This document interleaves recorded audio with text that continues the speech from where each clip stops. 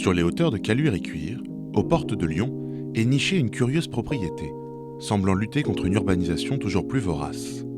La Sablière, tel est le nom de cet ensemble appartenant à la même famille depuis les premières décennies du XIXe siècle. Niché sur les pentes de Caluire, son vaste jardin, plus ancien que le parc de la Tête d'Or, offre une vue imprenable sur Lyon.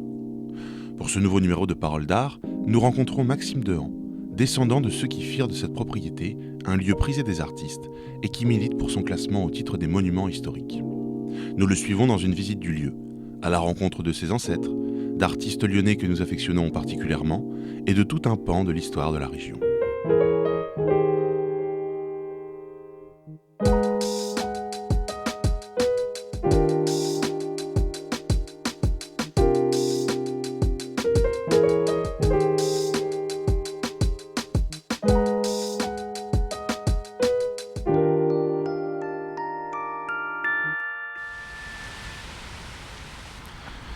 Bonjour Maxime.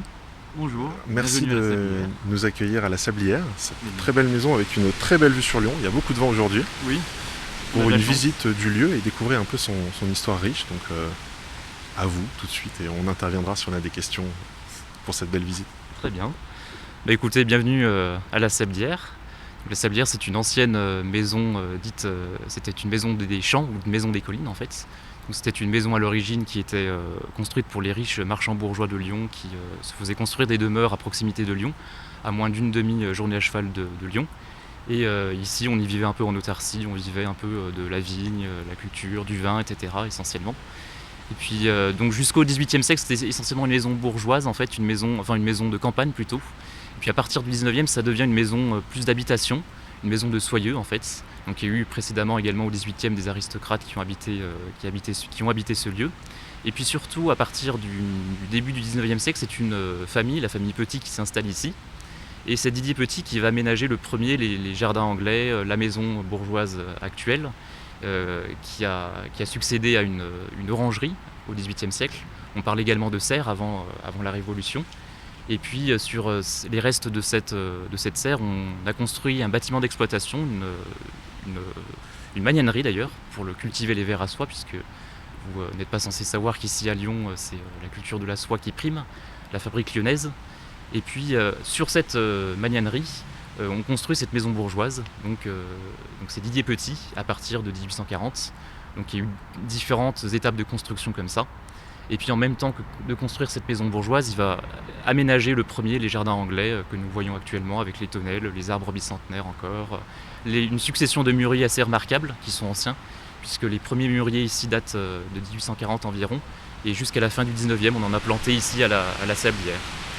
Et puis Didier Petit, c'est un soyeux lyonnais assez important pour l'histoire de Lyon, qui a monté une fabrique d'ornements d'église, et qui notamment Charles X lui a commandé justement des décorations pour la cathédrale de Reims, pour son sacre, en 1825. Pour resituer un peu peut-être, donc on est à Caluire, on est à côté de Lyon mais c'est collé à Lyon et surtout on domine Lyon depuis le jardin de la Sablière. Donc on est au-dessus du parc de la Tête d'Or, on voit au loin les gratte-ciel entre guillemets de Lyon, le Crayon, etc. Peut-être pour resituer un peu le lieu justement et l'histoire de Caluire, le coin qu'est Caluire par rapport à Lyon. Alors la Sablière se rattache essentiellement à l'histoire de Lyon, bien qu'elle soit située à Caluire, donc côté Croix-Rousse. Mais c'est vraiment l'histoire de Lyon qui prime ici, l'histoire régionale. Et alors ici, nous sommes en face du parc de la Tête d'Or. Il faut savoir qu'au XIXe siècle, à partir du XIXe siècle, il y a des liens très importants, des liens historiques entre le parc et la Sablière, puisque vous aviez notamment le paysagiste Margelle Filleux, qui est à l'origine du Jardin des Plantes sur les pentes de la Croix-Rousse, qui a travaillé également ici à la Sablière. Et puis également des liens historiques, puisque nous avons toute une série de photographies anciennes des années 1850-1860 qui montrent la Sablière, les évolutions des jardins de la maison, mais également les premières années du parc de la Tête d'Or. Et il y a également des liens modernes avec mon grand-père qui échangeait des plantes, notamment exotiques et botaniques avec le parc, qui a fait des donations importantes et qui a aménagé d'ailleurs ce jardin anglais en un parc exotique et botanique, en un jardin d'acclimatation, puisqu'il voyageait dans les pays du monde entier. Donc Donc voilà à peu près la situation, et puis ses rapports à Lyon aussi, très important, avec la fabrique lyonnaise. Donc mes ancêtres qui ont acheté ici en 1849 étaient des soyeux lyonnais, qui travaillaient essentiellement dans le velours en fait à l'origine, et puis qui se sont enrichis dans le velours et qui ont acheté cette maison et qui l'ont eux-mêmes aménagée au cours du 19e siècle. Donc il y a une riche histoire sur ma famille également, donc après celle de Didier Petit. Alors, c'est un podcast vivant, hein, pour ceux qui nous écoutent, c'est en situation puisqu'il y a beaucoup de vent, on est donc sur les hauteurs de Lyon, donc vous n'avez pas les images, mais le vent, vous l'entendez bien. C'est vrai qu'il y a pas mal de vent, c'est une maison qui est prise au vent, mais sa situation face à Lyon justement n'est pas due au hasard, puisque c'est une maison qui a été construite par Didier Petit, qui lui-même est un artiste, et qui, en cette époque de romantisme justement, avec ses tonnelles, s'attachait à avoir une vue sur Lyon. Et c'est un jardin, c'est quelqu'un d'ailleurs qui a été très tôt passionné par la botanique, par sa mère et ses parents qui avaient des propriétés à Saint-Domingue, justement, puisque c'était des colons de Saint-Domingue, justement, ses parents. Et il y a eu probablement cette passion qui est née très jeune pour la botanique et ce jardin. Et d'où ces tonnelles, ces arbres, ces plantes encore, qui existent encore ici.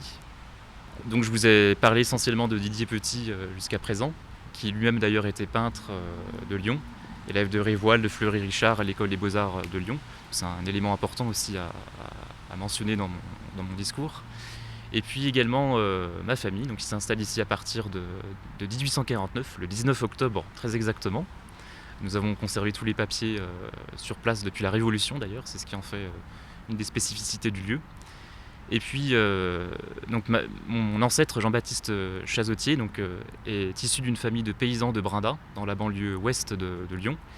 Et puis il va partir à Lyon, puisque son père lui dit qu'il n'y a plus de place pour lui dans l'exploitation paternelle. C'était des fermiers à Brinda, très exactement.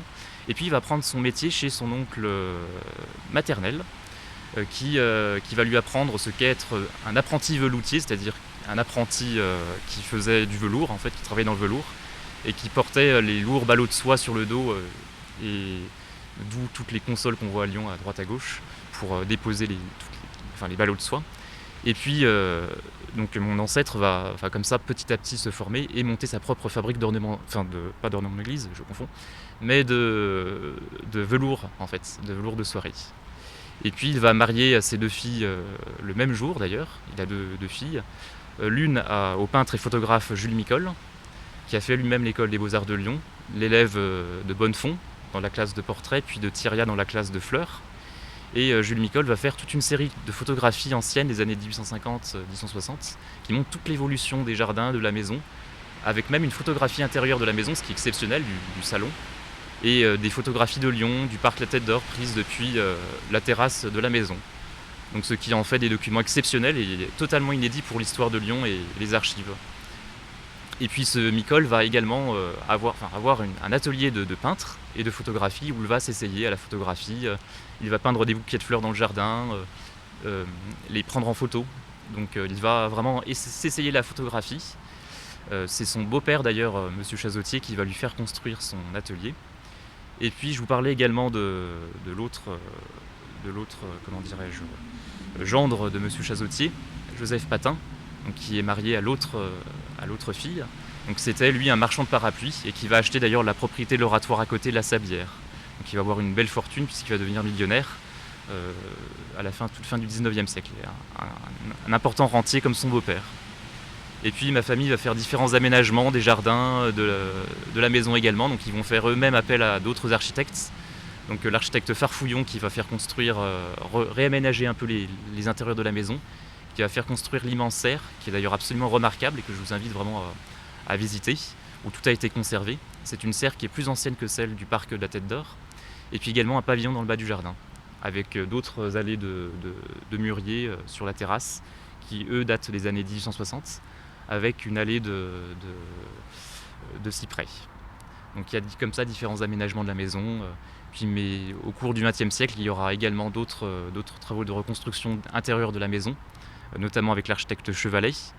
Et puis mon grand-père, plus tard, va réaménager ce jardin anglais en un parc exotique et botanique, puisqu'il faisait des voyages dans des pays du monde entier. Et il est donc passionné de botanique depuis tout jeune également. En fait, ça rappelle un peu l'histoire de Didier Petit. Euh, il va avoir des correspondances avec le directeur du parc La Tête d'Or, qui viendra très souvent ici d'ailleurs voir mon grand-père. Moi-même d'ailleurs, j'ai connu le directeur du parc, Monsieur Berthet, qui vit à Caluire, pas très loin. Donc il y a vraiment des relations comme ça privilégiées entre l'histoire de la Sablière et l'histoire de Lyon. Là, vous êtes ici dans l'une des premières allées, donc sur la terrasse, devant la maison. Il y avait un portail au bout de cette allée. Donc c'est une allée qui coupe en fait littéralement en deux la terrasse et qui mène de la rue, du mur de clôture jusqu'au perron. Donc il y avait vraiment un art de vivre ici à la maison, avec la vue également. Et il y avait un portail d'ailleurs qui existait ici, un portail où on y passait à pied, hein. C'est pas un portail où on passait à carrosse ou à cheval. Et vous avez encore la dalle en fait en pierre qui existe, avec les anciens piliers qui ont été réemployés pour construire des bancs dans le jardin. D'ailleurs, il y en a à droite à gauche des bancs comme ça en pierre dans le jardin. Parce qu'en termes de superficie, le jardin est assez grand, et puis il y en a en contrebas, j'ai l'impression encore. Quelle est la superficie de ce jardin et du domaine de la Sablière? Alors de mémoire, je crois que c'est un demi-hectare, mais je suis pas sûr du tout, plus sûr du tout, parce que c'est vrai qu'après ça dépend comment on compte les surfaces. Oui. Puisqu'il y a effectivement toute la partie devant la maison, en terrasse, il y a également toute la partie en balme, en fait. Les balmes, c'est le terme pour dire les pentes en lyonnais, et c'est plutôt la projection qu'on compte pour la surface. Et sinon, ici, c'est vrai que c'était essentiellement des jardins d'agrément, en fait. Même avant la Révolution, c'était des jardins d'agrément. Et puis à partir des mûriers qu'il y a dans cette allée où nous sommes, avec les cyprès, eh bien, c'était des jardins potagers essentiellement. Caluire, toute la partie où nous sommes, était également connue pour le maraîchage. Donc, d'où cette maison, c'est encore les restes de cette maison des champs en fait, que nous avons, enfin les souvenirs que nous avons conservés ici. Alors ici, vous aviez au milieu de la cour un immense bassin d'eau au milieu du 19e qui a été construit par mes ancêtres. Et autour de cet immense bassin d'eau, vous aviez des petites allées qui menaient à chaque porte de tonnelle. Donc la tonnelle qui mène de la maison au perron date de Didier Petit, 1840 environ.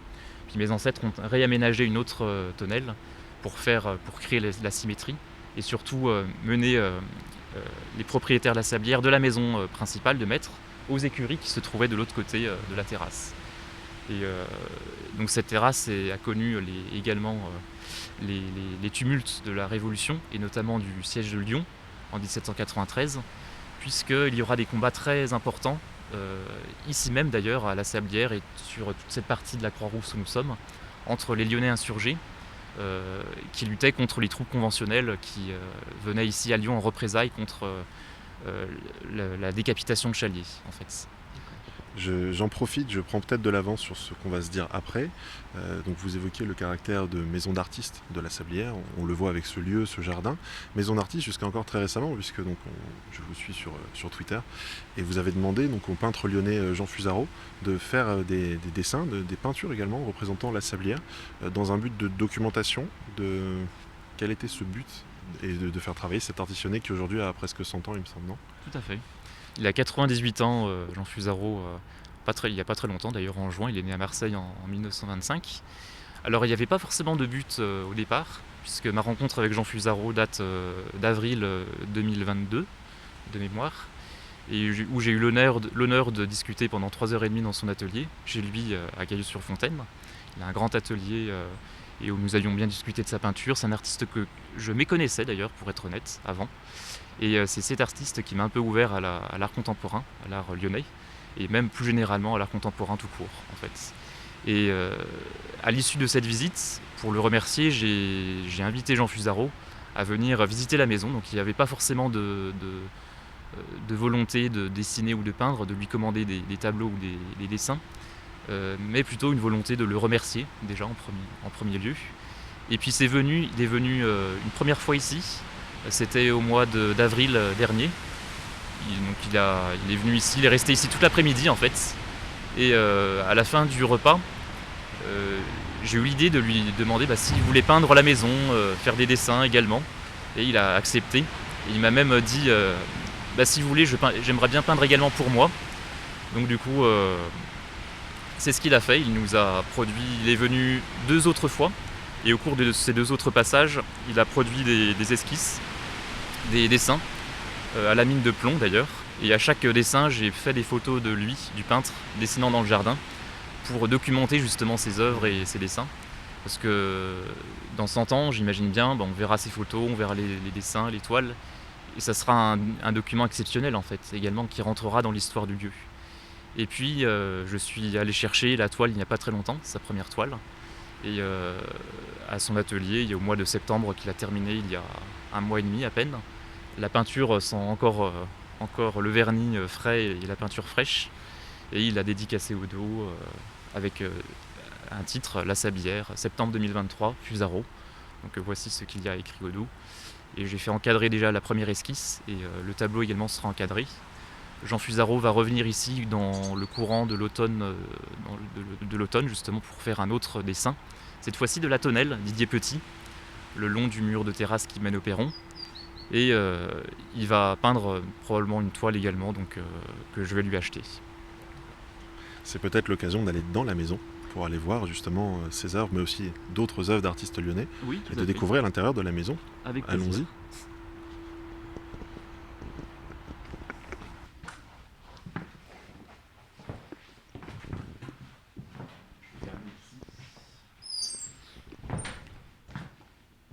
Donc dans la maison, un peu moins de vent, on s'entend plus. C'est vrai qu'il fait il fait bien meilleur ici. Donc là, vous êtes dans le hall d'entrée de la maison. Au 19e siècle, c'était la salle à manger, ici. Donc il n'y avait pas tous ces placards, toute cette architecture, ces plafonds qui existent aujourd'hui. Donc c'est une pièce qui a été totalement refaite pour la transformer en salle de réception. Donc ce hall d'entrée date de 1911-1912, dans un style directoire avec les plafonds. La succession de placards également. L'escalier a également été changé. L'escalier était dans l'autre sens, donc il faut imaginer que la distribution des pièces de la maison a totalement changé à partir de 1911-1912, les pièces des étages. Et donc dans cette pièce, vous avez toute une collection de toiles de l'école lyonnaise de peinture. Je choisis pour leur qualité esthétique, historique, ou liées de manière plus ou moins directe à la sablière ou aux propriétaires des lieux. Et puis, ce sont des œuvres que je choisis pour recontextualiser également l'œuvre de Didier Petit, donc élève à l'école des Beaux-Arts de Lyon, soyeux lyonnais, qui a fait construire la maison et les jardins anglais. Et puis, qui a fait l'école des Beaux-Arts, donc l'élève de Fleury Richard et de Pierre Évoile, et puis l'œuvre de Jules Micol, qui avait son atelier ici, comme je l'ai évoqué tout à l'heure, peintre et photographe lyonnais qui avait son atelier ici. Et là, on voit le fameux tableau restauré il n'y a pas longtemps, qui est accroché au mur, le tableau de Micol. Tout à fait. C'est un autoportrait qui a été fait au début des années 1840. Donc à l'époque, il venait de sortir de l'école des Beaux-Arts de Lyon. Et c'est un artiste dont la vie a été émaillée de deuil. En fait, et toujours dans ses œuvres, il y a toujours beaucoup de nostalgie, il regarde un peu ailleurs. Et puis surtout, il y a beaucoup l'influence il y a dans ses portraits beaucoup de Jambaud, je trouve. Oui. Et puis, il est ailleurs, il y a ce côté romantique. Puis, au moment où il peignait cette toile, il a perdu son oncle paternel, qu'il a inscrit à l'école des Beaux-Arts de Lyon. Lui-même est élève à l'école des Beaux-Arts, petit soyeux lyonnais. Et donc, ça l'a beaucoup ému. Et puis, Micol a perdu également ses parents très jeunes. Son père à l'âge de il avait quelques mois, et puis sa mère à l'âge de 3-4 ans. Donc, très jeune, c'était quelqu'un qui était sans le sou jusqu'à très tardivement, et qui est rentré à l'école des Beaux-Arts de Lyon grâce à cet oncle. Et puis là, il est rentré donc, à l'école des Beaux-Arts, il est devenu l'élève de Bonnefond, dans la classe de portrait. Donc vous avez ici une esquisse faite en Italie par Bonnefond, dans les années 1820. Et puis, un peu plus tard, donc, il a fait la classe de figure et la classe de fleurs puisqu'il se destinait à devenir dessinateur sur tissu. Enfin, dessinandier très exactement, il devait dessiner donc les esquisses pour les futurs ornements sur les tissus. Et puis il est rentré au contact également plus tard de Pontus Signé, qui était un paysagiste, second prix de Rome. Donc vous avez également une toile à côté de... On peut s'approcher pour aller voir Bien sûr. Mais effectivement, le portrait de Micol, c'est intéressant.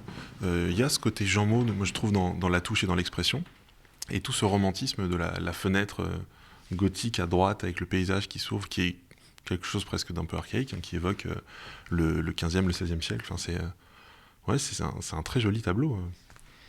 Il y a beaucoup également, je pense, de Thierrya. Fleury Richard également dans cette œuvre, qui avait l'habitude de replacer leur sujet. Eh bien, c'était essentiellement des églises, des monuments français un peu en ruine, donc toujours dans ce côté romantisme. Et puis, ça me fait également penser beaucoup à un tableau. Il me semble une aquarelle de Thierrya où on voit justement à peu près le même vitrail en fait. Et Thierrya, ça ne m'étonne pas puisqu'il était son professeur. Donc il y a comme ça des fortes influences des maîtres sur leurs élèves. Et Micol n'en fait pas exception. Et puis toujours chez Micol, il y a ce côté, ces premiers plans qui sont très sombres. Et puis il y a ce côté, cette échappée vers la lumière qu'on retrouve dans toutes ses œuvres. Un peu comme d'ailleurs dans le paysage qu'il y a juste au-dessus du pont Tussigny, à côté de son autoportrait. Très récente acquisition aussi. Oui, également. Donc il y a pas mal de choses qui arrivent assez régulièrement ici. Mais c'est une maison qui vit, c'est bien. Et c'est une maison qui vit, en fait. Je m'attache vraiment à restituer à ce lieu toute son histoire par les peintures, par les œuvres que je fais ramener ici. Je fais également ramener des archives, en fait, qui sont liées par exemple à la famille Petit. Ou à mes ancêtres, mais j'ai racheté également tout un fonds d'archives très important à la famille Petit, des tableaux également, donc des portraits de famille de la famille Petit, donc des choses qui ont parfois vécu, qui ont connu la maison ici, donc c'est ça qui en fait leur caractéristique. Et chaque tableau justement est lié plus ou moins au propriétaire des lieux, à la sablière ou de manière plus générale à l'école lyonnaise de peinture, puisque je m'attache vraiment à replacer l'œuvre de Micol et de Didier Petit dans le contexte plus général de l'école lyonnaise de peinture, puisqu'ils ont tous deux été élèves, en fait. Parce que vous êtes vous-même collectionneur de peintres lyonnais, vous en avez beaucoup. Tout à fait. Alors, si je devais compter, j'en ai une belle trentaine, en fait.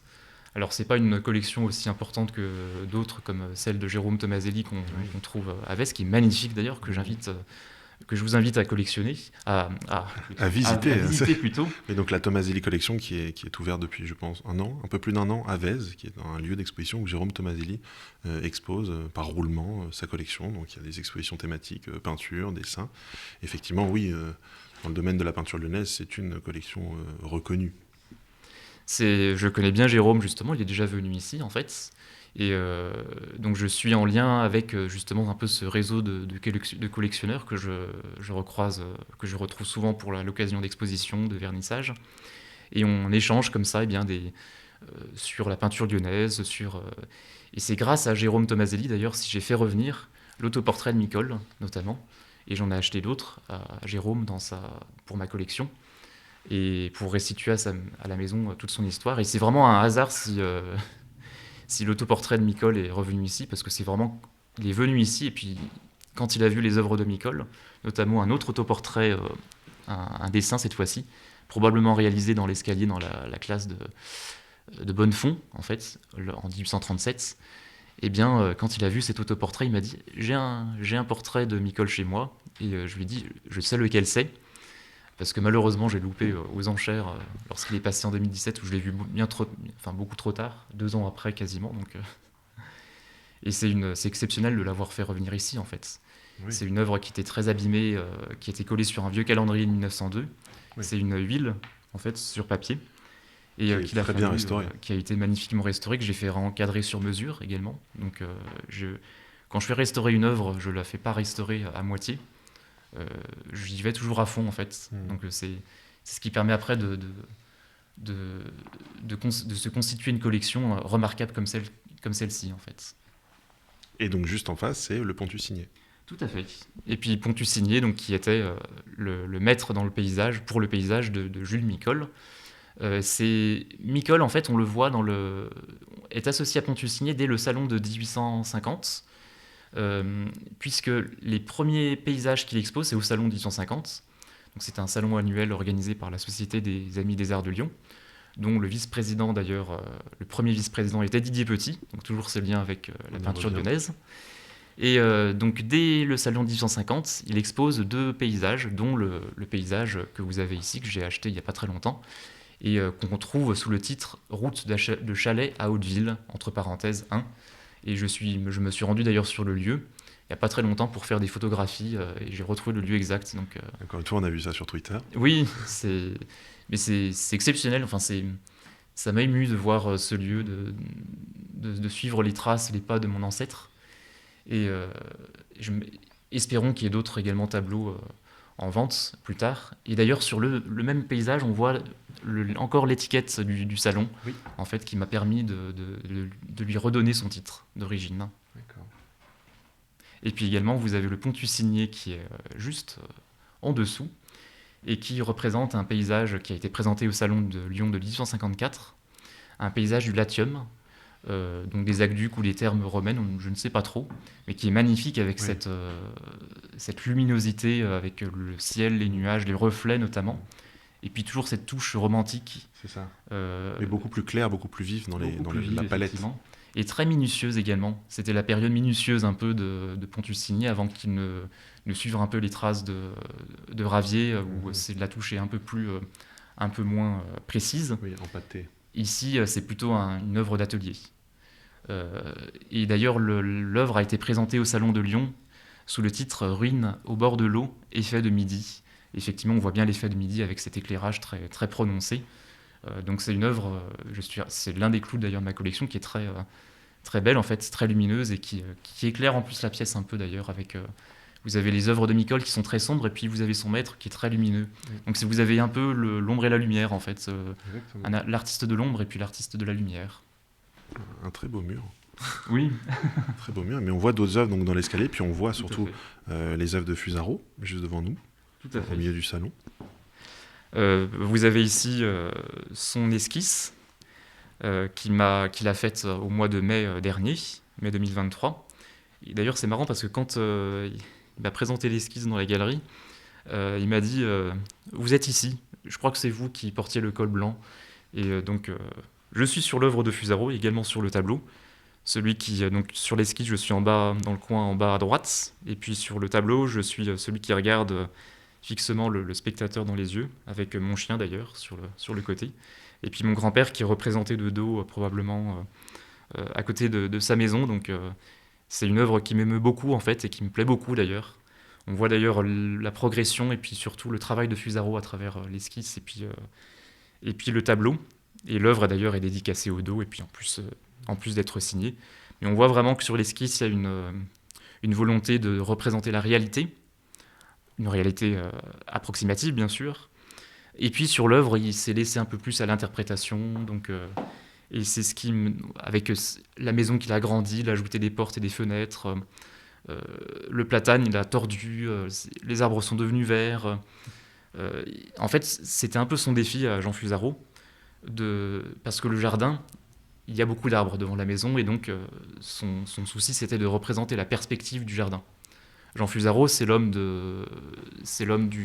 des paysages dégagés avec de l'espace. Donc, il a littéralement écarté les arbres pour représenter la perspective de la maison, les toits qu'il a beaucoup appréciés. Mais Jean Fusaro n'arrête pas de me parler de ce fouillis d'arbres qu'il aime bien, qu'il aime beaucoup ici quand il vient à la maison, presque anarchique pour lui. Donc, mais c'est une chance extrême d'avoir le contact de Jean Fusaro, de le faire venir à la maison.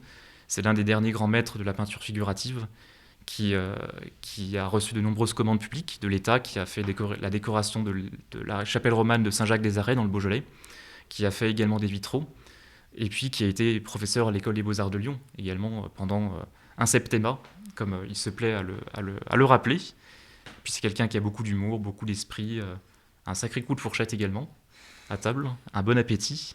Et vous vous rendez compte qu'il est resté debout pendant 1 heure en train de dessiner la maison quand il était dans les jardins.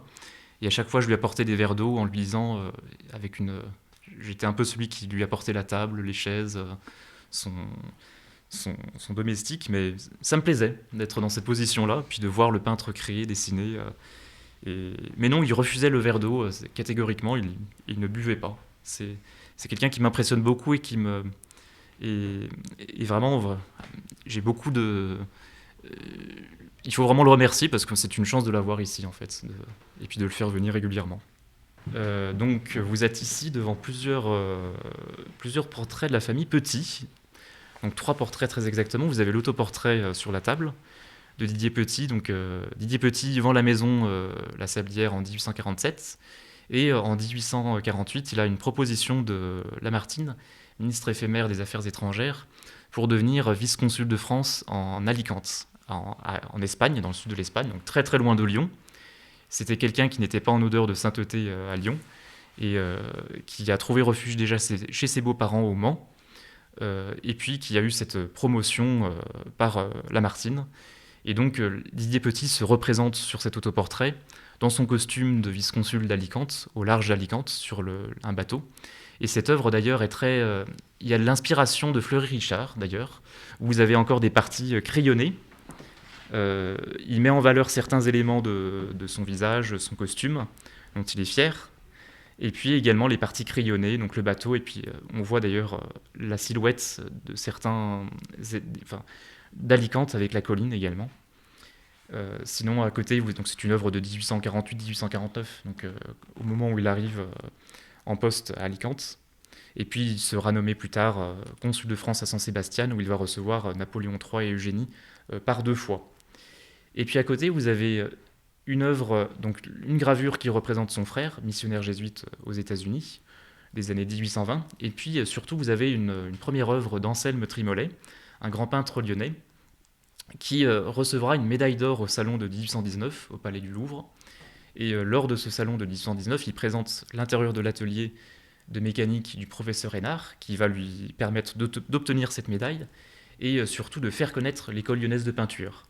Et au cours de ce salon, qui est très important pour l'histoire de Lyon, il va présenter également 3 toiles, dont ce portrait, qui représente Louis Petit, missionnaire jésuite aux États-Unis, représenté un peu en prédicateur, d'après Gérard Bruyère du Musée des Beaux-Arts de Lyon. Et c'est une très belle toile que j'ai fait restaurer également il y a 2 ans à peu près, où il essaye probablement d'écrire un sermon pour la prochaine messe, et il regarde un peu, il prend son inspiration, il regarde en haut, il regarde le ciel, il est sur le point pendant qu'il est en train d'écrire. Et donc c'est un tableau de petit format. Le cadre également a été restauré à la feuille d'or. Et quand on a fait restaurer l'œuvre, on a redécouvert la signature et l'œuvre et la date exacte du tableau. Donc en bas à droite, écrit en gothique.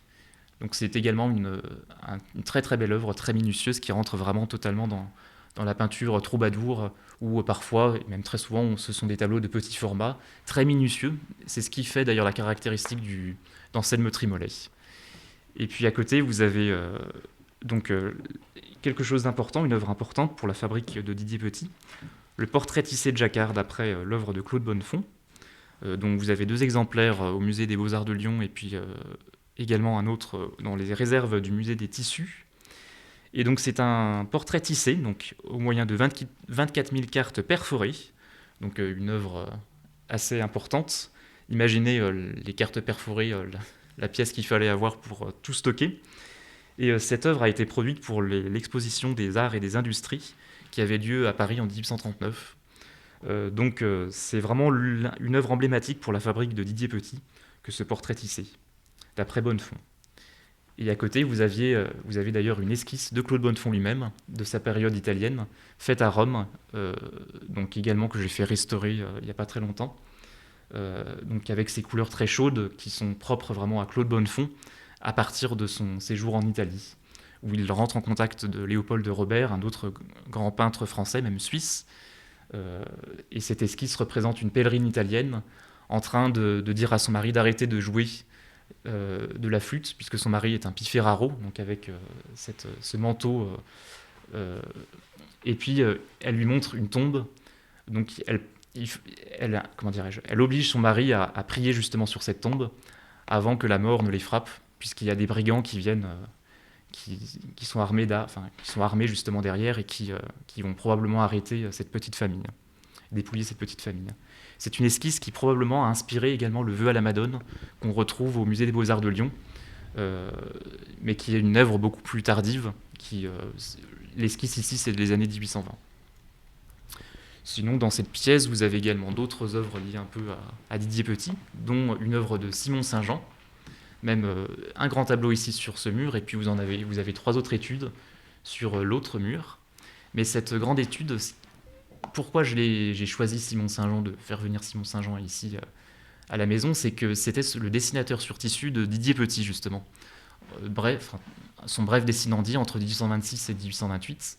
Et c'est à partir d'ailleurs au moment où il part de l'atelier de la fabrique de Didier Petit, qu'il va commencer sa carrière de peintre, en fait, où finalement il ne se sent pas à l'aise dans le décor pour la soierie, mais plutôt dans la peinture, en fait.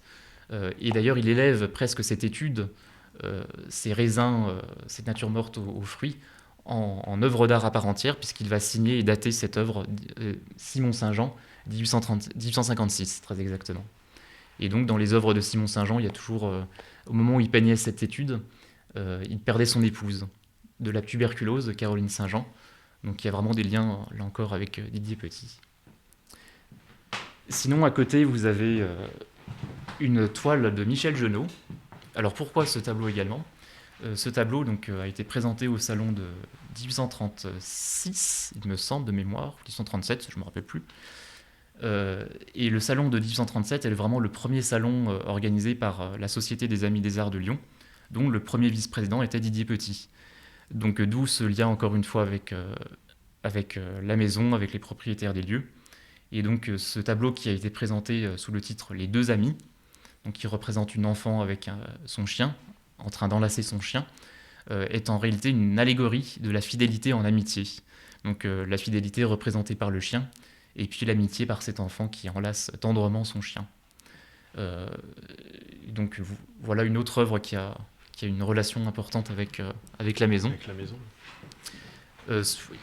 Il y aurait... Sinon, vous avez également ce portrait de la veuve Petit, donc la mère de Didier Petit, qui a acheté ici la maison en 1808 avec sa sœur. Et là aussi, c'est une œuvre d'Anselme Trimolet, qui représente la dame dans son habit de veuve, dans une robe noire. Et là encore, on reconnaît la caractéristique de Trimolet, avec les détails sur la dentelle, sur la texture également du fauteuil, et puis ce jeu d'ombre et de lumière que le vernis d'ailleurs fait ressortir justement entre le premier plan et puis le fond, avec cet effet un peu 3D, 3 dimensions. Et puis Trimolet, c'était également un collectionneur, c'était l'ami intime de Didier Petit, et il a produit donc 3 portraits de la famille Petit. Donc je vous ai présenté la veuve Petit ici. Donc c'est un tableau de 1832, donc un peu plus tardif que celui de l'abbé Louis Petit. Donc il y a évidemment le second portrait représentant Louis Petit. Et puis il y a un troisième portrait qui représente Didier Petit dans son habit de chevalier de l'ordre de l'Éperon d'Or, qui lui a été remis par le pape, Didier Petit a été l'un des cofondateurs de l'œuvre, l'association de l'œuvre de la propagation de la foi, dont le règlement est inspiré par une bienfaitrice lyonnaise depuis peu, Pauline Jaricot. Et donc il y a également toute une histoire avec qui d'ailleurs est liée totalement aux origines de la fabrique de Didier Petit, créée en 1822. Donc sinon, dans cette pièce, vous avez également... alors une chose que j'ai oublié de dire, c'est que Trimolet était collectionneur, mais comme Didier Petit. Il partageait également cette passion, et dans la correspondance, on voit très, très fréquemment les liens entre les deux hommes, en fait. Et c'est une passion qui est née chez Didier Petit et chez Trimolet par Révoil, qui avait une magnifique collection d'objets du Moyen-Âge et qui a été donnée depuis, qui a été rachetée par Charles X en 1828 de mémoire pour le Palais du Louvre. Sinon, toujours dans l'escalier, donc vous avez d'autres tableaux d'importance. Donc vous avez 3 petites études encore de Simon Saint-Jean, des natures mortes aux fruits, dont d'ailleurs une tombe, une esquisse qui représente une tombe avec des fleurs, des roses trémières en fait. C'est une œuvre assez triste en fait dans son sujet. Vous avez une croix sur l'arrière qui chute, ces roses qui se fanent un peu comme des larmes, et puis un ciel très menaçant. Donc au moment où il peignait cette esquisse, qui représente une tombe, il perdait également son épouse. Donc on voit également, les Lyonnais aiment bien représenter ce qu'ils ressentent. Un peu comme Jean Maud, un peu comme Micole également. Donc il y a toujours ces liens avec leur ressenti. Pontus signé au-dessus encore ? Encore Pontus signé juste au-dessus. Donc cette fois-ci, c'est un tableau beaucoup moins détaillé dans les touches, dans les détails, et qui représente les bords, les délaissés de la Saône à Saint-Germain-au-Mont-d'Or, qui a été présenté au salon de 1860 à Lyon. Et donc c'est là encore j'ai choisi ce paysage parce qu'il avait des relations avec... et évidemment les environs. Saint-Germain-au-Mont-d'Or, c'est à 15 km au nord de Caluire, donc il y a vraiment des relations avec la région que j'essaie de privilégier. Et puis au-dessus, vous avez également une huile sur bois par Anthony Micol. Alors je vous ai parlé de Jules Micol, et Anthony n'est autre que le fils du peintre Micol, donc c'est son tout premier salon, c'est sa toute première œuvre présentée au Salon de Lyon en 1886. 86, ouais. Et qui représente, d'après le catalogue, les ruines du château d'Artias, près le Puy. C'est le nom donné à l'exposition.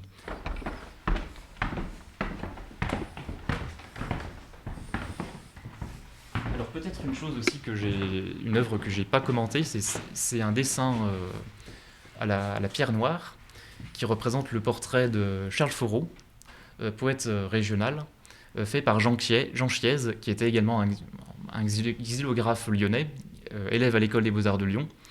Et le modèle, donc Charles Foreau comme Jean Chiez, étaient des réguliers de la Sablière. Et Charles Foreau a fondé un groupe d'artistes autour de lui dans sa maison du Pigeonnier en Ardèche. Et d'ailleurs, on recevait également beaucoup ce cercle d'artistes ici à la Sablière. Enfin, mon arrière-grand-père qui était membre de ce groupe d'artistes, lui-même écrivain, historien lyonnais, spécialiste de Clément Marot. Et parmi ce cercle se retrouvaient de grands noms comme Marcel Gimond, notamment, qui était le sculpteur officiel du président de la République, Vincent Auriol, en fait. Également condisciple de Mayol, et d'autres grands artistes français, d'autres grands sculpteurs. Donc il a fait l'école des Beaux-Arts de Lyon, Marcel Gimond, et il est monté à Paris comme la plupart des artistes lyonnais, d'ailleurs, enfin, comme une partie des artistes lyonnais. Donc la plupart de ces grands artistes et Marcel Gimond est venu ici à la Sablière de très nombreuses fois également, comme tous les autres artistes de ce cercle de la Maison du Pigeonnier, puisque c'est en la Maison du Pigeonnier qu'il a fondé ce cercle littéraire et artistique. Et il se réunissait également à la Sablière, donc d'où l'histoire continue en fait, au 18e, 19e, 20e, et également encore aujourd'hui avec Jean Fusaro. Passer au salon, si je ne me trompe pas derrière cette porte. Tout à fait. Alors il y a un peu de courant d'air, mais on y arrive. C'est le thème de la journée, les courants d'air. Oui, c'est ça. Ça souffle pas mal. Alors ici, vous êtes dans le grand salon de la maison, donc c'est vraiment la pièce historique qu'on ouvre.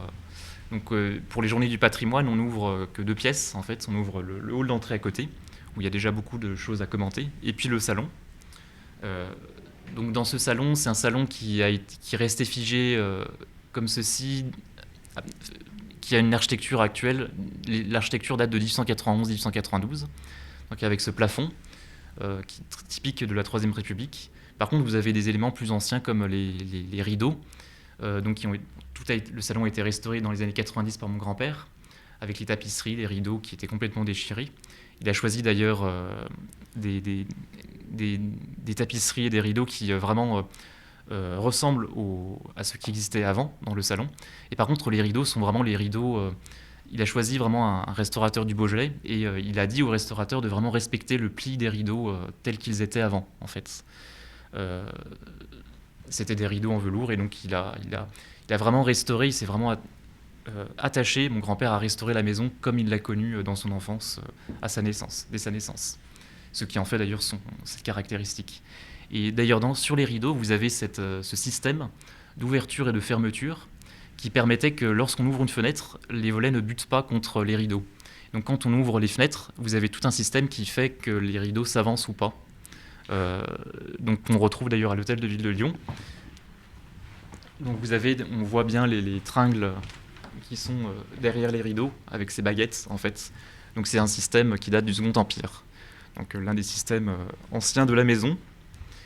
Et sinon dans cette pièce, on peut peut-être, il y a beaucoup d'objets, beaucoup de tableaux. Oui. On peut peut-être s'attarder sur le grand tableau de famille qui est juste en face. Alors c'est un autoportrait et puis un portrait de la famille Micol, produit par le peintre Jules Micol, donc qui avait son atelier ici. Et ce qui est exceptionnel avec ce tableau, c'est qu'il a été peint in situ. On sait que la famille Micol a posé dans le jardin, en fait.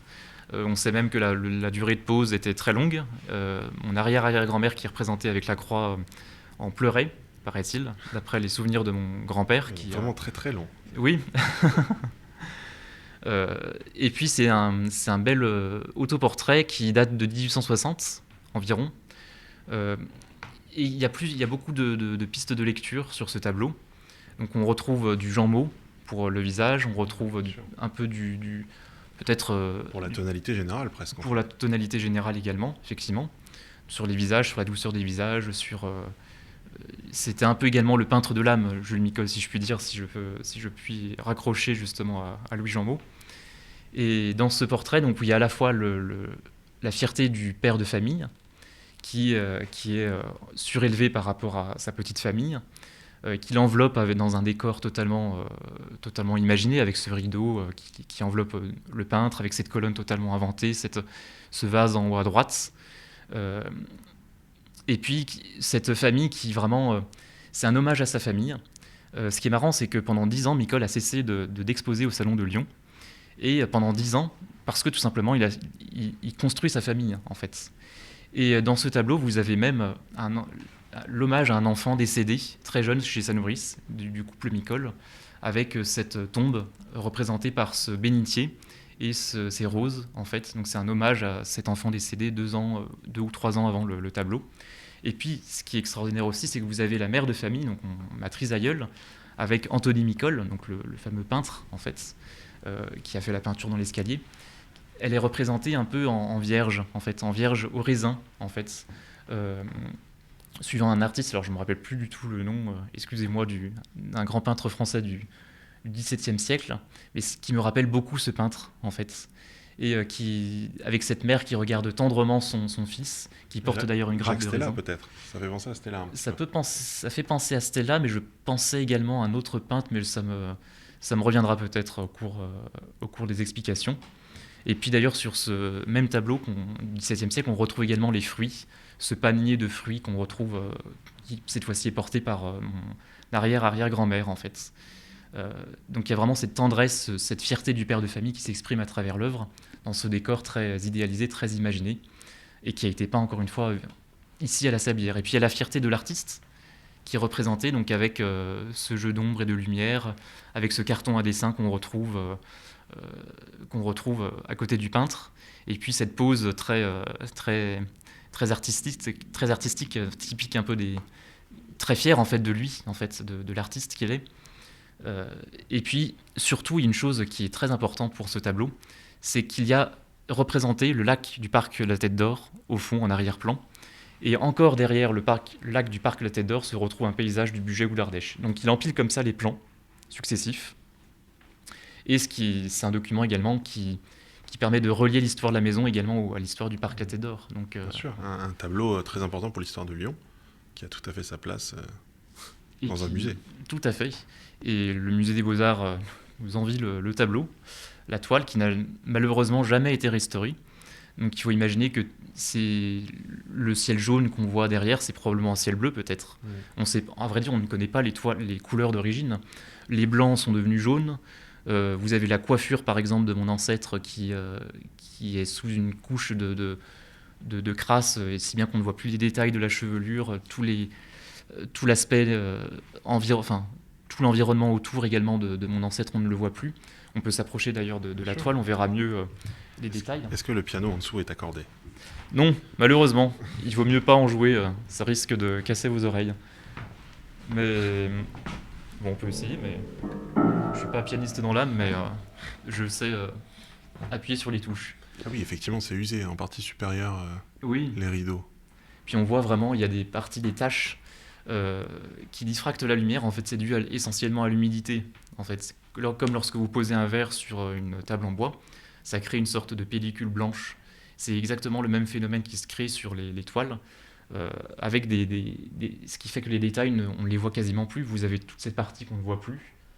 On ne voit plus les jambes de mon ancêtre. Le peintre qui donc se représente avec son carton à dessin. Tout à fait.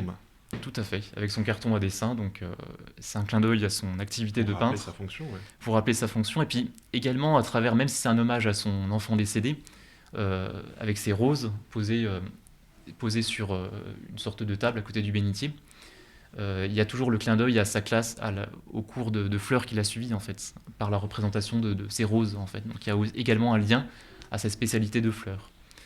Euh, Même si de ma vie, je n'ai jamais vu de bouquet de Micole, sauf en photo. Donc le reste a probablement été dispersé, soit par des Ça cousins viendra de la peut-être famille, en ou vente publique. peut-être, qui sait, un jour. Qui sait. J'espère en tout cas. Mais en tout cas, ce qui est exceptionnel, c'est qu'il photographiait d'ailleurs les œuvres, les bouquets de fleurs avant de les peindre, en fait. Donc ça permettait de diminuer les temps de pause. Donc vous avez d'ailleurs un tirage photographique d'un bouquet de fleurs pris dans le jardin, justement. Il a fait beaucoup d'études photographiques des plantes du jardin au cours des années 1850-1860. Donc c'est l'un des tirages photographiques. C'est là d'ailleurs la toute première œuvre que j'ai collectionnée, en fait, ce tirage photographique. En quelle année? Alors j'ai commencé à collectionner, c'était peut-être en 2017. D'accord. 2018 où j'ai commencé à trouver, enfin, j'ai acheté ce tirage photographique. Donc, et puis également, j'en ai trouvé d'autres représentant mes ancêtres, en fait, donc que j'ai fait encadrer. Et Micole a également photographié toute sa famille, dont ses beaux-parents chazotiers, représentés confortablement assis dans leur canapé, enfin dans leur chaise.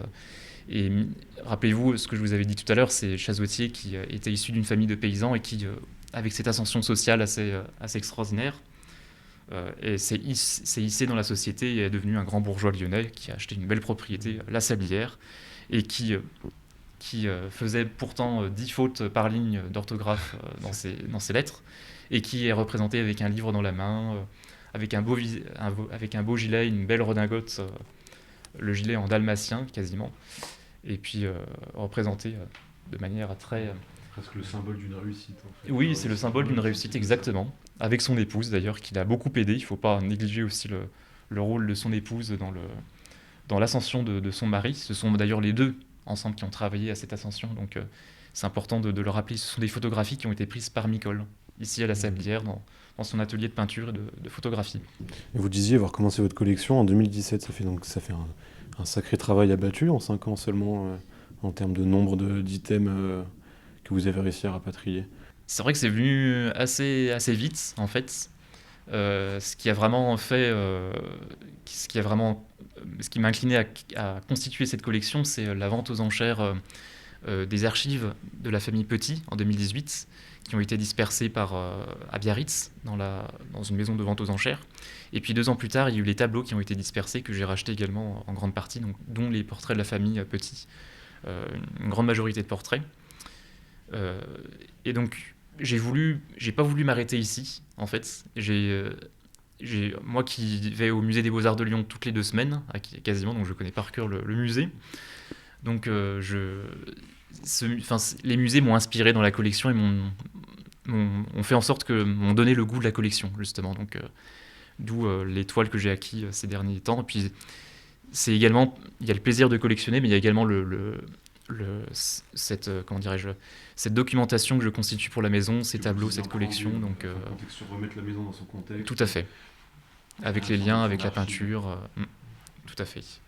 Puis vous avez des portraits effectivement de sa famille. Vous avez Antoine Chazotier, le fils Chazotier, photographié devant la maison, également dans une pose confortable. Vous avez ma bisaïeule également, toujours on reconnaît le fauteuil où est assis dans lequel est assis le couple Chazotier, avec la trace de la plaque photographique. Donc vous avez tout un fond photographique très important, et des photographies que je peux vous montrer à côté également. On a une série d'une vingtaine de photographies anciennes, donc au tout début de l'histoire de la photographie. Donc une photographie qui montre les intérieurs de la maison dans les années 1850, le salon d'ailleurs exactement. C'est l'une des toutes premières photographies d'intérieur au monde, donc c'est ce qui fait d'ailleurs la caractéristique de ce lieu. Merci pour toutes ces explications. Je pense que là, on a bien saisi déjà le contexte et l'histoire de la maison avec tous ces tableaux de l'école lyonnaise. Maintenant, ce qui peut être intéressant à évoquer, c'est le classement que vous essayez d'obtenir pour cette maison. Parce qu'aujourd'hui, quel est exactement son statut et quel statut vous souhaitez pour cette maison ou comment la préserver ? Alors, la Sablière ne bénéficie d'aucun statut pour le moment, elle n'a aucun label, malheureusement. C'est souvent la question qu'on nous pose pour les journées du patrimoine, pour les rendez-vous jardin. On nous demande, mais est-ce que cette maison est protégée au moins ? Est-ce qu'elle a un label ? On leur répond que non. Les gens sont surpris par tout ce qu'il y a ici, tout l'ensemble conservé, l'ensemble documentaire, la botanique également, parce qu'il y a toute cette partie qu'on pourra également mentionner. Mais c'est vrai que il n'y a aucun label, aucune protection pour le moment. Donc on essaye d'empiler les protections, de penser à plusieurs systèmes de protection. Et avec toujours l'aval de mon grand-père, puisque c'est lui d'ailleurs, c'est sa volonté de préserver ce lieu en fait après lui. Donc rien ne se fait sans son accord. Et on espère protéger la maison, la totalité du site, aux monuments historiques. Donc on attend au moins une inscription au titre des monuments historiques. Donc la DRAC s'est déplacée en juin dernier. Donc déjà la DRAC s'est déplacée, donc ça veut dire qu'il y a quelque chose qui les a attirés, qui est intéressant pour eux. Il y a une première commission qui s'est réunie fin octobre, donc nous attendons avec beaucoup d'impatience et puis un peu d'anxiété aussi, parce que ça va parachever en fait un peu un travail d'une dizaine d'années sur la maison. Et reconnaître cette maison au titre des monuments historiques, ce sera une reconnaissance nationale qui est très importante pour nous. Ça préservera les lieux dans sa totalité. Donc ça, c'est vraiment important pour nous. Et même pour plus tard, en fait. Donc c'est important d'y penser, surtout dans un quartier où une pression immobilière telle que la maison et le jardin peuvent être menacés, sont même très sérieusement menacés. Et c'est ce que j'ai essayé de dire aux monuments, à la DRAC, de leur montrer que les abords de la maison, on est un peu le village gaulois d'Astérix, en fait. On est un peu les derniers, donc ici. C'est ce qu'on peut voir en arrivant devant votre demeure, effectivement. On voit que le quartier est pas forcément en pleine mutation, mais en tout cas qu'il y a des changements importants qui sont en cours et qui ne s'insèrent pas nécessairement si bien dans le paysage historique. Et c'est le fait d'être classé monument historique vous permettra aussi de conserver non seulement la maison en l'état, mais aussi de protéger les alentours qui donnent une partie du cachet au lieu. Que ce soit dans la rue, que ce soit très certainement de l'autre côté. L'environnement est pour beaucoup aussi dans le charme dont dispose cette oui, parce que demeure. là, on a beaucoup parlé du jardin, de la propriété des tableaux. Donc là, c'est un podcast, donc il n'y a pas les images, mais ce podcast est accompagné d'un article. Donc vraiment, j'invite ceux qui nous écoutent à aller voir l'article, puisqu'on va mettre beaucoup de photos de la maison et des tableaux, pour vraiment se rendre compte du caractère, je trouve, exceptionnel de ce lieu. Surtout on est à Caluire, on est collé à Lyon. C'est une demeure historique, avec une vraie histoire, en plus de son caractère, certes architectural, et de ses collections à l'intérieur qui sont réunies. C'est quelque chose d'extrêmement rare et qui doit être à tout prix préservé. Surtout, elle appartient encore à votre famille, ce qui aussi est rare aujourd'hui. C'est une maison qui vit encore à travers les générations actuelles. Il y a 3 générations qui habitent ce lieu. C'est un peu d'ailleurs un défi de ne pas créer ici un Disneyland. C'est important de préserver ce caractère intime encore de ce lieu, parce que c'est un lieu qui est fragile d'un point de vue patrimonial, botanique. Donc il ne faut pas que ça devienne un château de Versailles bis, en fait. D'ailleurs, la maison n'a pas vocation à devenir Versailles. Elle a vocation à devenir un monument préservé et ouvert exceptionnellement.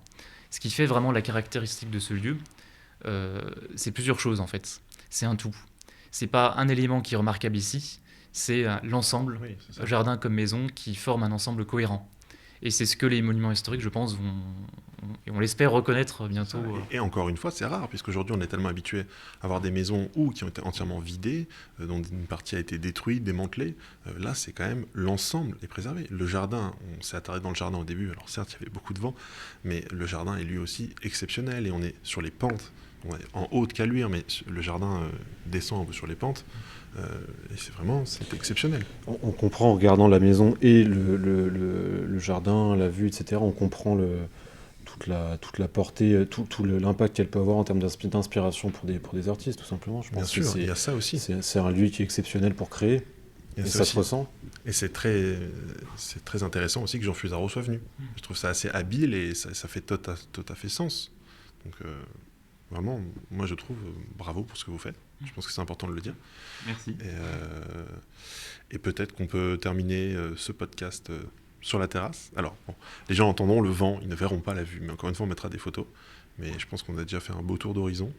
Et encore merci. C'est avec plaisir de vous recevoir. Puis une chose peut-être aussi importante, c'est que parmi les archives, donc, je vous ai parlé des photographies anciennes, des années 1850-1860, mais il y a également toutes les factures conservées dans les archives, donc qui montrent toutes les archives toutes les factures conservées depuis le 19e siècle. Donc ici, ce qui est exceptionnel également, c'est que tout est datable, le moindre élément. C'est ce qui fait aussi, c'est ce qu'on a montré à la DRAC. Donc la documentation associée aux tableaux, au mobilier, aux pièces dans leur écrin d'origine, le jardin ancien anglais, et avec la serre, les allées de mûriers, assez remarquables aussi, ces mûriers, qu'on ira voir tout à l'heure. Et avec le pavillon, la serre également, plus ancienne que celle du parc La Tête d'Or, et puis transformée en un parc exotique et botanique, un jardin d'acclimatation.